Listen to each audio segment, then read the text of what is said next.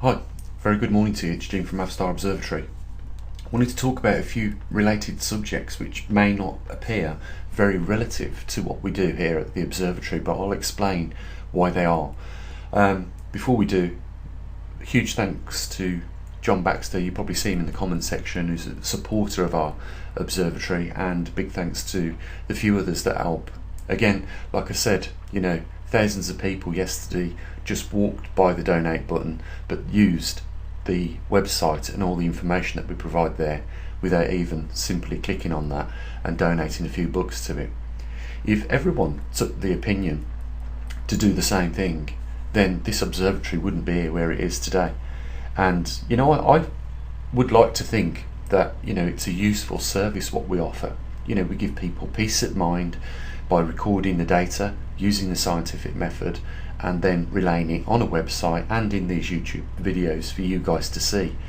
And when I say that the very existence of this observatory is under threat, I mean that literally.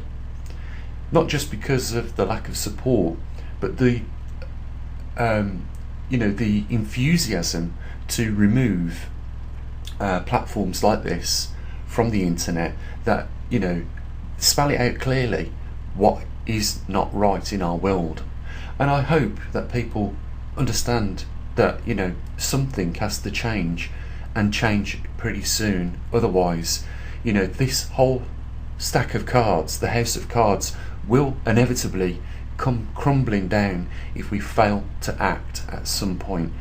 Now, when that'll happen I don't know, is the honest answer. I don't have a crystal ball. I'm just saying that it is obvious now, from not just my own perspective, from a lot of other people's perspective that have got alternative media platforms like this on YouTube, that something needs to be done, and done fast.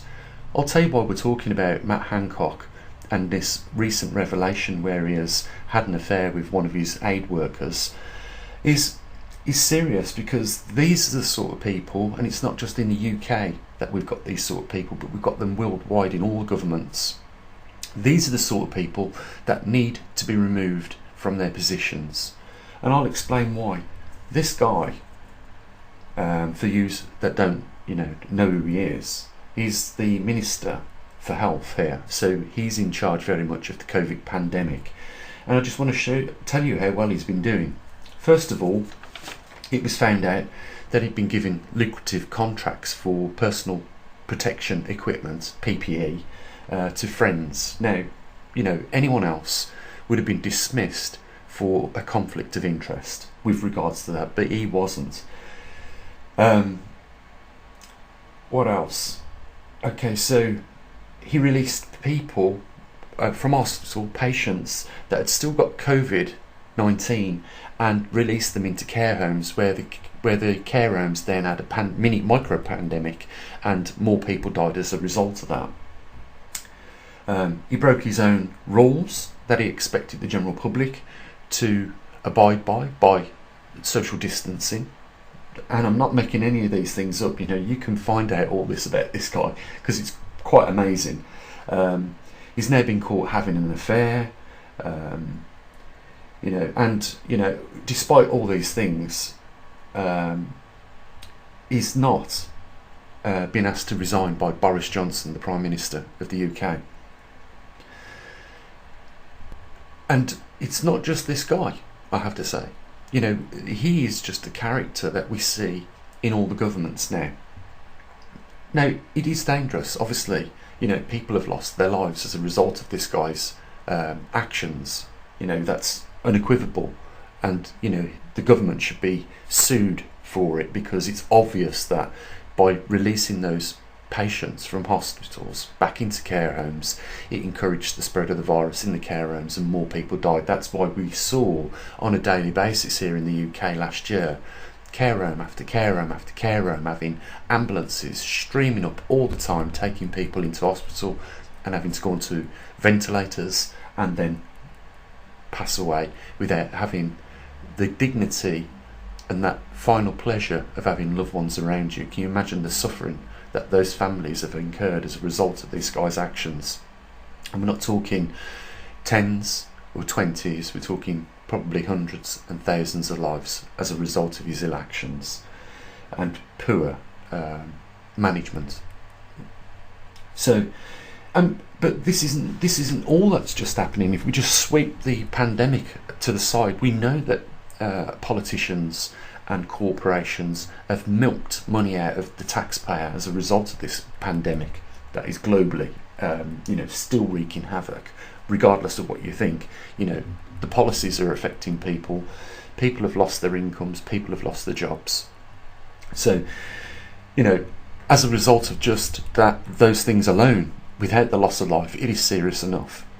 But just this week, and it was reported from the admiral on the ship that was a Royal Navy destroyer in, I believe, Ukrainian waters, it so said, and it was 20 miles off the coastline.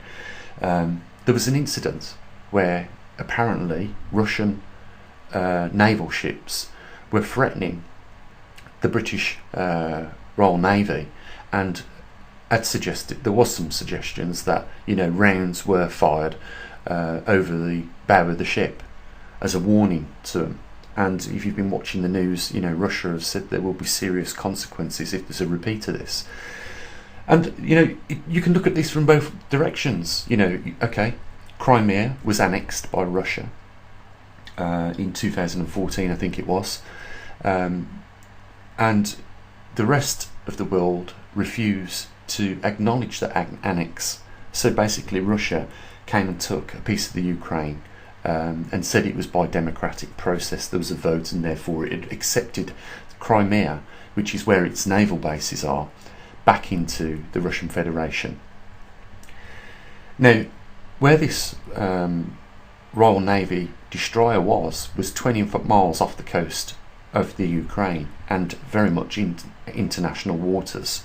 I believe most countries say that anything 6 miles off the coastline is classified as international waters, and you have the right to sail there. So this destroyer was just, doing what it was allowed to do by international recognised law, and Russia says it wasn't the case. It was encroaching on Russian territory or Russian waters, and therefore it deserved the response that was got. Now, I know there was other reports where we saw the Russian aircraft camera locked on with the crosshairs on the centre of this destroyer, and this situation could have got out of hand very quickly, and we could have been at war. It's very serious. But the problem I've got here is the orders for that Royal Navy destroyer, right, came from the very top of the political power here in this country, and I'm guessing it was probably ordered by Boris Johnson to do, and that came from the Admiral's mouth himself. He didn't mention Boris Johnson, but he says it came from very high up in Parliament to sail those waters. Now, you can argue, like I said, on both sides of this story. You can argue that we shouldn't have been doing it. It was provocative, those actions were, and certainly the results would lead to that. But the English Channel from Calais to Dover is 25 miles wide, and the Russian Federation regularly sail their destroyers through those waters. So if 20 miles is seen as an encroachment on Russian territory or Russian waters, then we could have the same response when the Russian destroyers use the English Channel to go down towards the Mediterranean and elsewhere. But we don't. So this is tit for tat.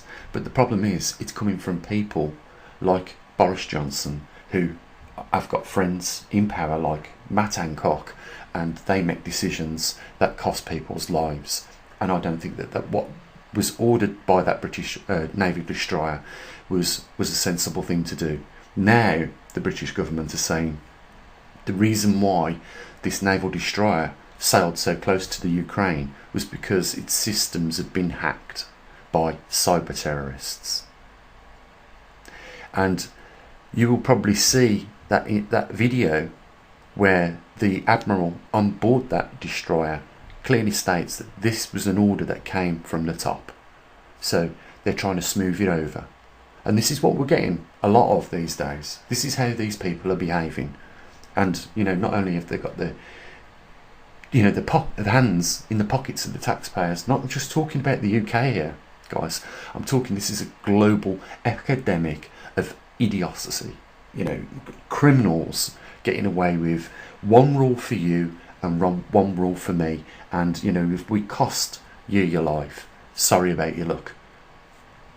And I'll tell you why this affects, you know, people like me that are trying to do an honest thing here, is because they don't want people talking about the truth. They don't want people telling people that there's no need to be concerned about CO2 in the atmosphere, because they make a lot of money from CO2. There's a lot of companies that have been established because of CO2, and very likely, you know, there is a conflict of interest, but we don't know how the deals were made with the governments to support these companies that really are just milking the system for old rope's sake. The thing is, it's damaging the integrity of any government.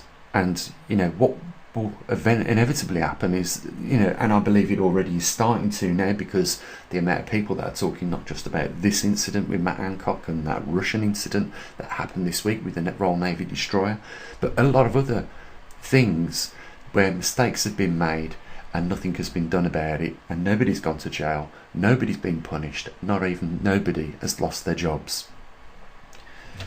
You know, we are going to damage a lot more if we don't, you know, start to, first of all, recognise that there is an attack on social media and unorthodox media like, you know, YouTube and people that have platforms on YouTube. There is an attack on those people. And the only way that these things can be prevented from being lost is by people like me turning around to the rest of the general public and saying, look, I need your help here, because I'm getting flack like being in a battle zone constantly.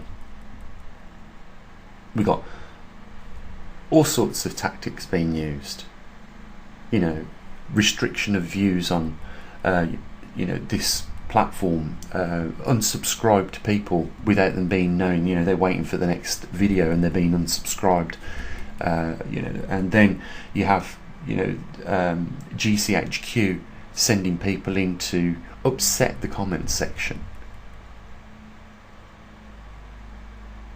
You know, we have them manipulating lots of things, and, you know, people like me need people like you to help us, otherwise we disappear. And, you know, I'll tell you what's becoming really rare in this world: light and truth.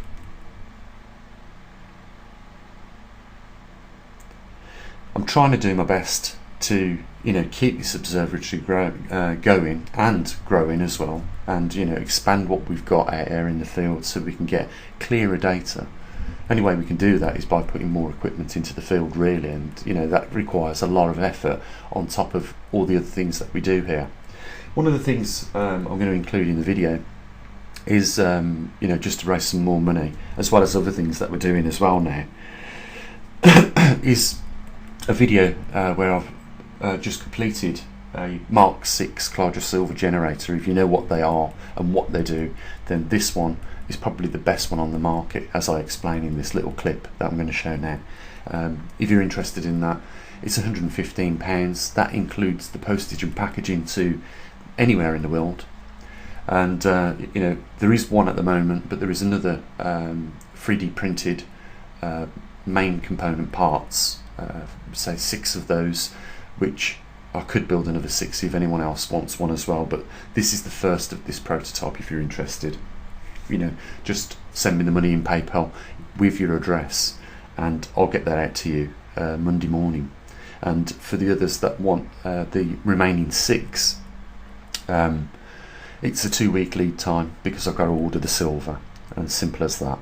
I don't have the money to carry the stock for the silver, so there's that. I'll show you in here, have a look at it, it's great. So I guess I'm just going to have to explain what we're looking at. This is the Mark 6 Colloidal silver generator. I think it's the best one now on the market by far. I mean, the others were better than what people could get for, I don't know, around about $200. The improvements are a removable USB lead, so if you're not using it and it's on your kitchen work surface, it's not going to entangle everything. There's a variable voltage attenuation screw which you can adjust, so you can produce it as fast as you want or as slow as you want, but really the key goal here is keeping the volts down and producing it slowly. But I found running this for about an hour and a half gives a real reasonable quality of silver in the water in any case. But what else? There's a blue LED. Well, it makes it look really good on the night time. And plus we've added extra thickness silver rods, so they're 10 gauge now and 3mm thick, probably around about 25 pounds worth of pure silver rods in each colloidal silver generator.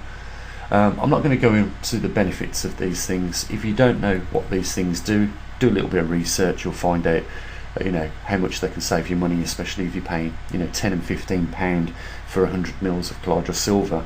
You can see the size of the tank on this. It can easily hold a litre, so you could probably sell some to your friends and families as well.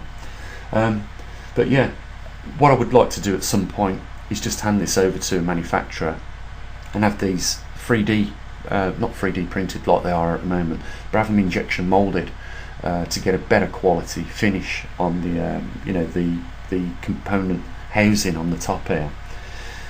But until that we're in a position to do that, it's just going to have to be the way it is. But if you want one of these, it's £100 plus £15 postage and packaging, and I'll send it wherever it's got to go in the world for you.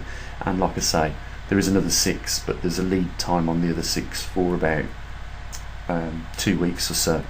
So it's there if you want it, guys. But I honestly, and I'm not just blowing my own trumpet, I do think that they are the best on the market already compared to all the others I've seen. And of course I forgot to mention, we got the air bubbler, which knocks off all those tiny elements of silver off the rods as it's producing the colloidal silver. It just speeds the process up and saves wastage of these microscopic particles of silver staying on the rods after you've run the machine for a while. So it's like a self-cleaning method that it uses. Okay, I'm going to say we'll end it here. Links down in the description. I hope you understand what I'm talking about, the importance of these people that have got to go at some point. Otherwise, they're going to kill us all off eventually. And I'm not joking now, I'm not exaggerating. Someone, I believe, the Prime Minister this week, provoked, a Russian Federation to fire warning shots across the British naval destroyer. And, that could have easily triggered, a third world war. So, this is the world we're living in, and I hope I've encouraged people to support the Observatory. The reason why we're doing these colloidal silver generators and other things is to try and raise money to support ourselves, but it's not easy, I will say that. We need public support as well. So links down there in the description. Only other thing to say is, guys, if you've made it this far in the video, congratulations, and you have a great weekend. And I'll say what I usually do, look after your loved ones, as always. Bye for now.